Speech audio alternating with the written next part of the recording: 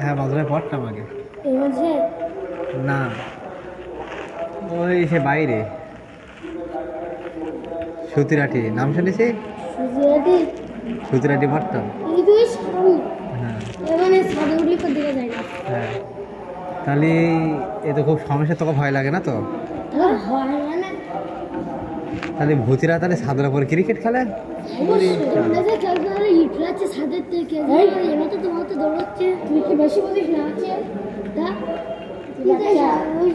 ঠিক বলি তুই বাচ্চা। আমরাও আগে এরকম ইয়ে পারতাম, ছাদের উপর দুমদাম করে আগে আওয়াজ হতো, আমরা তখন পড়তাম। তাই নাই? ওরে বাবা, আমি তখন এটা মাঝে পড়তাম এই রাত 12টার পরে মানে 3টে পর্যন্ত এই মাদ্রাসাতে ফুল 100 কে 100 ও তাই লাইটের তোরা অফ করছিস পুরো, লাইট জ্বালাস না? ওরে বাবা, আমি হলে তো থাকতেই পারতাম না। না আমার এখন ধরো আমার সাহস, এখন বড় না, এখন বড় হয়ে গেছে বলে এখন সাহস হয়ে, কিন্তু যখন ছোট ছিলাম তখন সাহস ছিল না।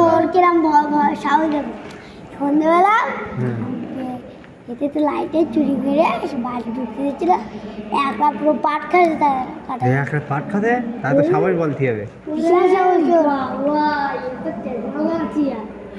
কি একা পাট খাটেছিল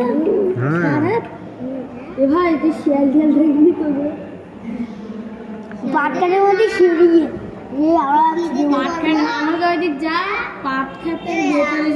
তোরা এখানে কজন থাকিস? আমি যেখান সেখান থেকে থাকিনি।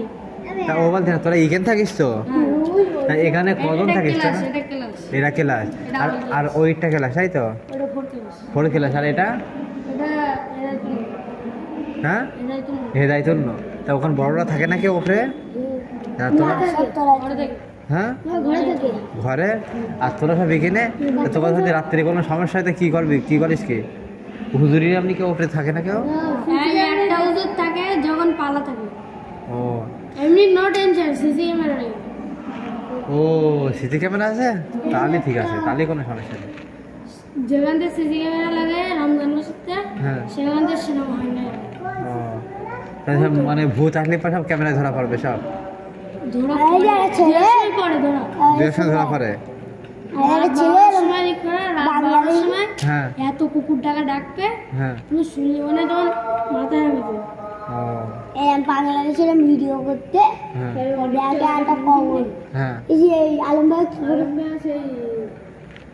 56,000 টাকা কোনদিন নিয়েছি, যে কবরের দাম সব মার্ডারের কবর। হ্যাঁ মার্ডারের কবর, মার্ডার করে চারজনেরই মার্ডার করে ওই জায়গায় দেখতে, মানে দুটো মানে লম্বা লম্বা এই কবর। মানে 56,000 টাকা দিয়ে একটা ফোন কিনে নিয়ে মূর্তি বসে দেখে, সাদা কালারটা কি আর ভিডিও করে দেখে।